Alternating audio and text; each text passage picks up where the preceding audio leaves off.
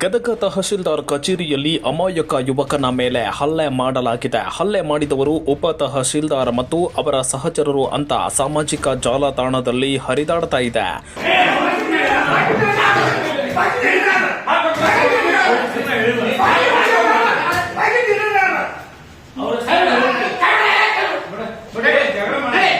ಗದುಗಿನ ತಹಶೀಲ್ದಾರ್ ಆಫೀಸ್ನಲ್ಲಿ ಅಮಾಯಕನ ಮೇಲೆ ಹಲ್ಲೆ ಮಾಡ್ತಾ ಇದ್ದಾರೆ ಅಂತ ಸಾಮಾಜಿಕ ಜಾಲತಾಣದಲ್ಲಿ ವಿಡಿಯೋ ಮಾಡಿ ಹರಿಬಿಟ್ಟಿದ್ದಾರೆ. ಸದ್ಯ ವಿಡಿಯೋ ಸಖತ್ ವೈರಲ್ ಆಗ್ತಾ ಇದೆ.